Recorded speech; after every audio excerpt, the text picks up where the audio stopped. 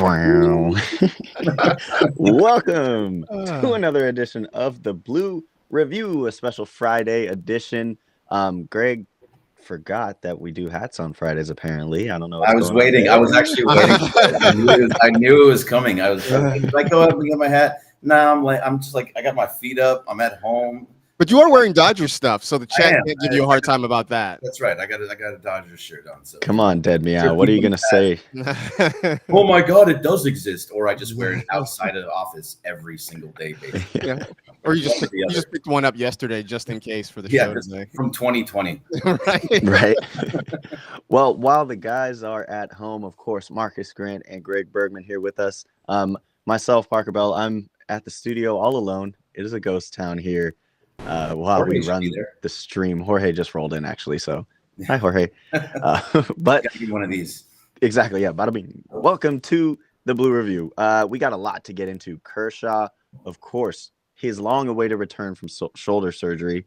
That's a tough word to say. Shoulder surgery. Shoulder surgery. Tongue twister there. Right up there with rivalry week. Yeah, rivalry week. I can't do it. Welcome again back, Kershaw. We appreciate seeing him on the mound. As always, he is basically the Dodger GOAT to plenty Dodger fans. So let's get right into that, honestly. But before we do, just reminder, LAX here at Los Angeles International Airport, the changes are arriving daily, reducing traffic, saving guests time, and they're, of course, our sponsor here on the Blue Review. So shout out to LAX. If you want to learn more, you can find it at flylax.com/transforminglax. Kershaw, baby. Marcus, how'd you feel about his performance? I say it was solid, as you can see in the title of the YouTube. What are we thinking? I think I agree with you. It was solid. I thought he had the breaking stuff working. The curveball looked great. The slider was working well. The fastball, it left something to be desired. But again, like we said yesterday, this is spring training. It's still him working back into form, getting back into shape. I think he finished with 72 pitches. I was a little surprised to see him come back out for the fourth, but he got through it. He gave up just the 2 runs. So all in all, I don't know how you feel, Greg. I consider it kind of a successful start for him. I thought it was a very successful start. And sorry, I'm just trying to look up a stat real fat. Real fat. You gave it to me, Parker. We can't talk Friday. We can't talk today. From Noah Cameras yesterday, he was talking about the acts for the start. So I wanted to see he actually pitched really well despite getting hit up a little bit in that second inning. But I really liked what I saw overall. And then hold on, just let me find it real fast. So, but he was attacking. All the secondary pitches were working really well. He did go that 4. I thought he was only going to go in 3 innings, but I guess it was a 75 pitch limit instead of the 60 that I was kind of expecting. But it was about the swings and misses, and now I can't find it. So while I'm looking, if you want to say more stuff. Sure, I can say more stuff. No, I mean, like I said, I thought the breaking stuff worked really well. He got a lot of swings and misses, a number of strikeouts, 6 strikeouts, I believe it was, in the 4 innings. So there were moments when he did flash like old Kershaw again. You mentioned he did get hit around a little bit and then gave up a couple of runs, but he battled through. He found a way to limit the damage. He got out of some tough situations. And so I think there's a lot to build on, so, if they are keeping him at a 75 pitch limit, which seems reasonable for now, he gets a few days rest. I always say this, and I said this during his rehab starts, like how he feels today is going to be key. How that arm, how that shoulder feels waking up the next morning after a 72 pitch outing with a high stress inning in there. That is going to be key, but I think there's a lot to be encouraged about with what we saw. Yeah, absolutely. As long as he's feeling good today, I haven't seen a report from Dave just yet, but I'm sure it'll be coming anytime now. As long as he's feeling good, then everything is fine there. And here it is from Noah Comras. It says Clayton Kershaw has 6 strikeouts and 14 whiffs through 4 innings in his 2024 debut. In return to the Dodgers, he looks really, really good. The fact that he's getting swing and misses despite having such a low velocity, Marcus, that to me is a really big deal. If he can keep those types of things up, then maybe he could factor in the postseason, because as of right now, even with this decent start, I just don't see him factoring in as a 1 through 3 in the rotation. Maybe that 4th guy, but that's all I can see as of now. That I think for him would be best case scenario to be that 4th guy, because all things being equal, when everybody's healthy, it's Glass now, it's Yamamoto if and when he's able to come back, it's Gavin Stone. And that's not accounting for anybody they maybe acquire in a trade. So As of this moment, Kershaw's best possible outcome is the number 4 starter. But I do think it's fair to ask, like, if he doesn't slot into that, is there even a spot for him on the playoff roster at that point? I mean, I think they hope to have him on. I would assume they're bringing him back because they want him on the playoff roster. I just don't know what in that role is. And maybe he's just an opener. I think you might have been saying that the other day, Marcus. But maybe it's just an opener type of situation where he comes in, you let him go as long as he can go. And if he at least one time through the lineup, maybe a time and a half, maybe 2 times through the lineup, but never that third time. If that happens to be 3 innings or 4 innings, great. But if he can move through it a little bit better, I mean, I can't see anybody letting him see twice, at least twice through the lineup. That's it. It's like 1 time through the lineup. That's it. I think that's the limit. To an opener of like, here, okay, you give us everything you got for those 1 through 3 innings, and then we bring somebody else in. That's how I kind of see it. That's exactly how I see it too. Like, I just can't imagine he gets 2 turns through the lineup for sure. It was interesting though, because I felt like Roberts sort of managed yesterday like a playoff game, right? Where he was giving everybody an inning, and he went through the whole staff, right? I mean, we saw Hudson get a turn. We saw, what Trinan threw. We saw Phillips in the 7th inning. And they ended up with Honeywell having to close it out after giving up a couple of runs in the 8th, and they had Honeywell close the thing out in the 9th. But he did sort of manage it like a postseason game. And I don't know if that was because they were really trying to get Kershaw a win, or get a win at least on Kershaw Day, or if he just wanted to get other arms in there. But I thought it was sort of an interesting use of the bullpen yesterday. No, you're right. It was kind of all over the place, and that's kind of what it's been recently, right? Like we've seen Evan Phillips in other roles that's not the closer role. And I know it's because he was struggling, and then you want to see what kind of wanted him to get it back and put him into some lower leverage spots. Or it's maybe because they want him in that fireman role in the postseason, so they want him getting used to being in that again. Yeah. He did struggle when he was moved out of the closer role. It just happened. He was struggling. His last 2 have been pretty good, so maybe that's what it's been. Vezia is the one that's kind of a little bit of an issue right now, and it's going to go up and down. It's too bad. I mean, he was giving up runs, and I know Trinan kind of finished it off a little bit, but he's got to figure out where he was before as well. And I'm not out on him. He's not my villain. We're not that far, but he has been fantastic this season. I just want him to get back to that. Yeah. I mean, it seems like it's a command issue with him right now. I mean, a lot of it is he's missing, he's sort of missing badly within the strike zone. And then suddenly he finds himself, 2-0, 3-0, 3-1. And then, he's got to come in, and he's getting hit a little bit. So if he can get back to getting ahead in counts, right? I mean, he's like most pitchers, right? He's better at 0-1, 0-2, and you can be a little bit more aggressive with what you're doing. He has put himself just kind of in bad counts, and I think if he can sort of resolve that, then I think he goes back to what he was earlier.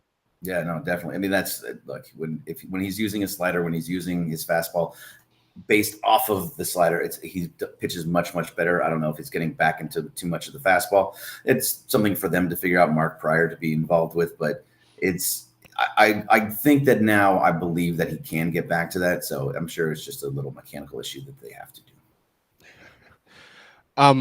Do we give a shout out to is this the time where we give a shout out to Nick Ahmed? His welcome to the Dodgers moment yesterday. Yeah. Hey, look, if he can come in and play good defense and get a couple hits here and there, like, fantastic. But again, like, after all these trades and everybody gets back, Kevin Biggio, Nick Ahmed will not be seeing the field very often. That's what I think is the biggest thing. If we're seeing Nick Ahmed or Kevin Biggio in a playoff game, we're in trouble. Things are bad. This was more a case of baseball just being romantic. Yeah. Somebody getting his get back against his scorned his ex. So that was fun to see. No, I was of the opinion that he was some sort of sleeper agent for the Giants after between what happened on Wednesday night and then after the Giants tied it up late. I'm like, okay, well, Nick Ahmed, like, is he? I don't know. Is he somehow a double agent? Like, what's going on here? Then he hits the home run. I'm like, okay, all is forgiven for now. That's right. So, guys, we have to get into. I'm glad that we got to see Kershaw, and it was amazing, and we're gonna see how he reacts to the second start. and we'll see like how much rest he gets, how Dave's going to manage that as more information comes out. But a lot went down since Jeff Passan first dropped the bomb that Randy Arozarena will be joining the Seattle Mariners for a few minor league names that we can mention. I don't know if anyone in the chat cares, but we do, because, you know, we have our friend Bruce Kuntz on all the time and we talk about those prospects. So, of course, they received, Tampa Bay did, Aiden Smith, an outfielder, and a right-handed Brady Hopkins, and then one more player to be named last. What do we think of that, boys? Last. I mean, yeah, that was the end of the year. Later. What are we thinking, Greg? I mean, did the Dodgers fumble the bag here? Is this an indication that Friedman's going a different direction this trade deadline? Just, I mean, what are your initial thoughts here? So I'm disappointed. I really wanted Randy Arozarena. I thought he was the one outfielder that was out there that you knew who he was in the postseason, and I thought that was important to go out and get. I talked a little bit with Bruce Kuntz this morning, and he's going to be on next Wednesday after the trade deadline, so he can explain whatever trades that they do make, what are the prospects that are going, how much it hurts. And I was just asking him a little bit about, you know, like, is it as easy as the number so they gave up the number 10 and 22 prospects. Seattle did for Arozarena. I said, is it easy as just the 10 and 22? If I went in onto the Dodgers prospect list and looked at 10 and 22, is it the same thing or even close to that? And he said no. So he understood why I thought that. But at the same time, those two prospects, he said, those two prospects they got are fairly unique. And we don't know who the player to be named later is going to be. And he also said that those two guys were both set to jump pretty high up in the Seattle prospect list when it got updated. And the Rays definitely evaluated them at higher value than 10 and 22 suggests. So that means that they gave up bigger prospects than what we're thinking of. So that means it was a top 10, maybe even top 5 prospect, and getting close to, it could be possibly 2 top 10 prospects to get Arozarena, and that the price might have just been too high, especially with the Dodgers wanting to, I almost said Lakers, especially with the Dodgers wanting to do more things and go after a frontline starter. Yeah, and look, and for on some levels, I get it for Seattle because they really do need help, especially in the outfield. Not that the Dodgers don't, but the Dodgers, I think, have a little more wiggle room in terms of being able to kind of, you know, slot guys in and find guys. And so I think for the Mariners, it was a situation of being willing to overpay to sort of stay in the race there in the American League West. I mean, it's been, I mean, that race has kind of gone upside down, you know, with the Mariners struggling right now. The Astros have passed them. The Rangers are you know, trying to get hot and stay in this thing. So I think for Seattle, it was a situation of we've got to make a big move. And so I think it probably in the end just turned out to be Seattle was willing to offer more than the Dodgers were. And that's why they ended up with Arozarena. Yep, that's basically how it sounds. It's too bad. Like I am legitimately disappointed. I thought I really wanted Arozarena. I wanted Arozarena more than I wanted Luis Robert. Now we just got to change our focus and hope that you can get Robert and get that another outfielder. But I'm legitimately upset that they didn't get Arozarena. I know he wasn't hitting well for most of the year, but he has really picked it up in July. And again, we know what he does in the postseason. We know how much of a spark plug he can be, and so at least he's not in the. He's not in the National League, right? That's the only thing that's like, okay, cool. I do wonder too, and this is purely speculation, if that's why, you know, the rumors of Ian Happ started to fly, you know, started to pick up, because I wonder if the Dodgers got to a point where it's like, okay, it's getting dicey to get Arozarena. Let's, you know, not put all of our eggs in this basket. So that's why I wonder if that's how some of these other names you're starting to hear kind of bubble to the surface, just as contingency plans in case this happened. So, Greg, you mentioned Robert will be your next guy. That's your second guy, essentially, Luis Robert Jr. Before some recent news came out, a lot of the Robert packages included Garrett Crochet because we wanted that frontline starter.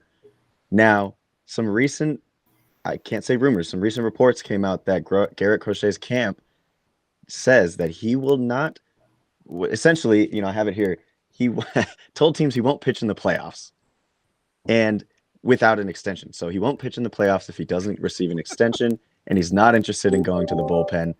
Marcus, you had a great reaction to this the other night, but I want to ask you, what does this mean for the Dodgers, one, specifically, and then two, just what are your thoughts on seeing a 25, 26-year-old, seeing his camp bring out comments like this. Yeah, I mean, my comment to you guys in the chat was, you should be happy that somebody's trying to get you off the Titanic. Don't start asking for first class accommodations. I mean, literally the White Sox can't see the playoffs without the Hubble telescope. That's how far away they are right now. So the idea that he's not going to pitch in the playoffs without, some sort of extension, it feels a little bit disingenuous, feels a little bit, maybe too high on yourself at this point. I get it. Teams are interested in you and you do have a future and you're trying to secure that, but let's be sort of realistic here.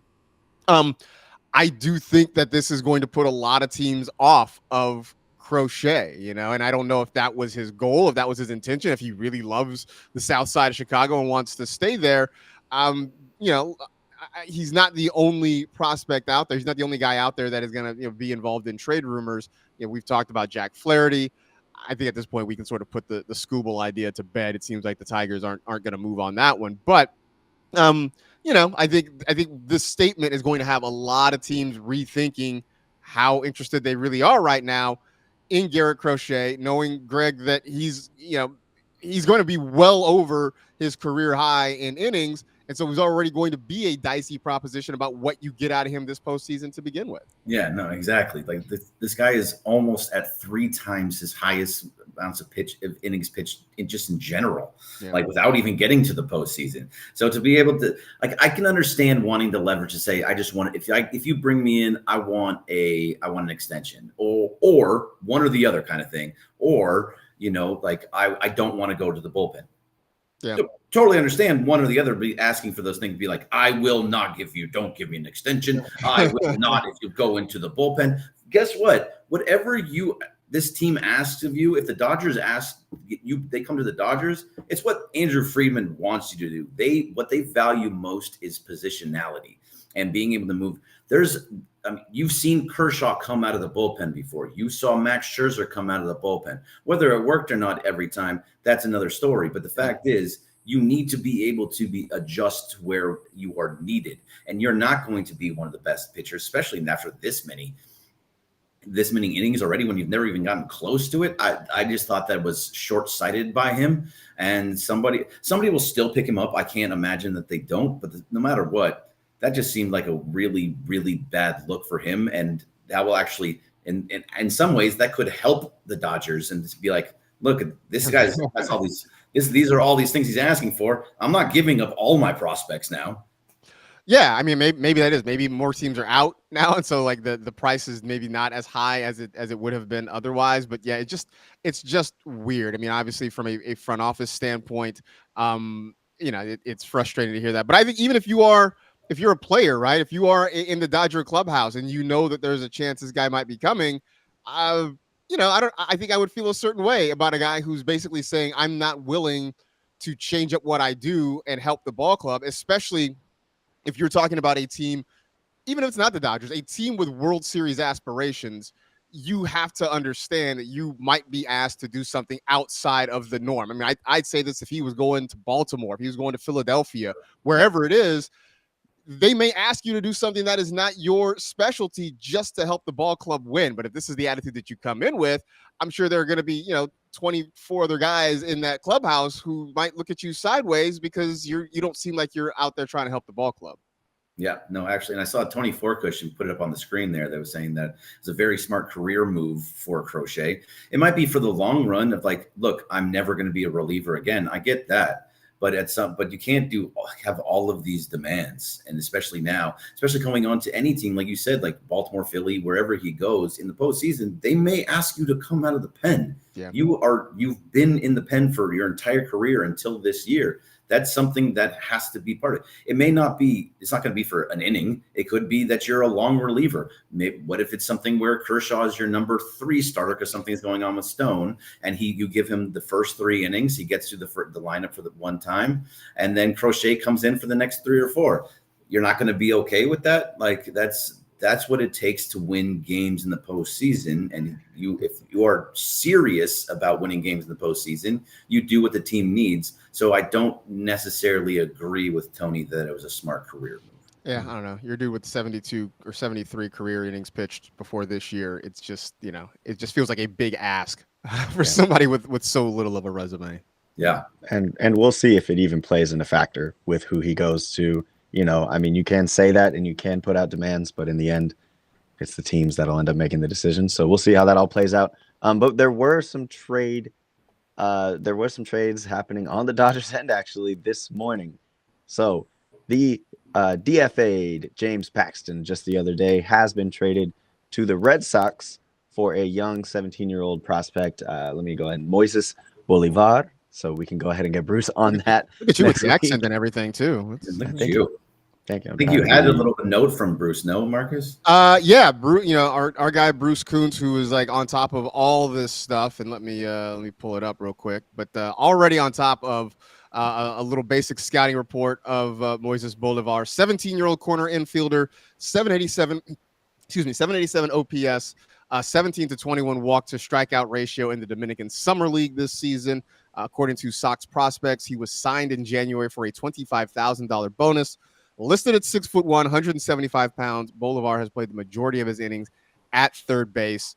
In fact, he just turned 17 like 3 weeks ago. I mean, so he is still very young, still very raw. I did see a video floating around of him hitting just an absolute moonshot during a Dominican Summer League game. So, right now it's a little bit of a lottery ticket, but I mean, look, they got this lottery ticket for a guy that they were willing to just completely part ways with anyway. So, I think it's certainly something of note that you get a return back on James Paxton, who you were pretty much prepared to just say goodbye to altogether. Mm-hmm. Yeah, that's basically all it is. You got something in return for James Paxton, so he didn't just let him go. And maybe this is something that goes into the trade. Maybe there was another team that was like, okay, you're trading him to the Red Sox. Get me that guy so I can we'll make him into a project or whatever. You have no idea. So that he could be moving in something. All I know is that the trade deadline is happening now. It's all happening. Yeah. There's the moves are starting. Not all the big moves may happen over the weekend. They all may happen on Tuesday, which is the actual date of the trade deadline, but it's all starting now, and just more and more things are going to start going out. And I really hope that the Dodgers are very, very, very active. Yeah. I mean, I've already seen what the Diamondbacks made a deal last night. Where they get a really AJ Puck. Puck. Yeah, exactly. They made a move. The Phillies this morning, I don't know if you saw, they made a move. Mm-hmm. They get Austin Hayes from the Orioles. So interesting move, by the way. It is kind of interesting move. I mean, they give up Christian Pache and Sir Anthony Dominguez. So, but good reliever. Teams are doing things, and so it is going to be imperative for the Dodgers to also do things. There's no way they can stand pat unless they want, a riot in front of Chavez Ravine. Yeah, it's also you normally see two teams at the top trading with each other. Yeah. It's like moving Sir Anthony Dominguez and Christian Pache going to the Orioles and someone from the Orioles going back to the Phillies. You just don't see that two top level teams trading like that. But look, a need's a need, and they both had a need, and they made it work. So, right. True. Right. Also, maybe we'll be seeing the Dodgers making some moves. Kind of a short train ride from Philly to Baltimore. I think it's like a pretty easy train ride from one to the other. So, no, a lot going on. Pay attention. Stay tuned. Stay on our socials. ESPN Los Angeles. You'll be seeing, really, honestly, all our reactions. Greg, we always are reposting his reactions, and Marcus's as well. So give us a follow on the socials. Follow along. Be sure to stay on YouTube as Travis and Sliwa will be live from Rams training camp, and they'll be just having fun out there, but also reacting to some Dodgers news. So stay on the YouTube chat. I'll be over here running it. And of course, the Dodgers got the very hot Astros tonight, and we're going to see Gavin Stone, who I feel like we haven't seen in a long time. Time feels like it's passing by so fast, but it's going to be good to see Stone back on the mound versus, I think, Framber Valdez tonight. So stay tuned. We'll be back Monday, 9:30, 9:55, reacting. Like we said, next Wednesday, Bruce Kuntz will be on to talk about some prospects, some trades after the deadline, and all that good stuff. So, Greg, I'll let you go ahead and close this out as I prepare us for Travis and Sliwa. But thank you. This was a great episode. Yeah. Thank you very much, everybody in the chat, for always being here. We're going to be here back 9:30 to 9:55, like Parker was saying. Marcus, thank you so much as always. Parker, you did a fantastic job as always as well. We'll be back here on Monday, and have everybody have a great, great weekend. Thank you to LAX.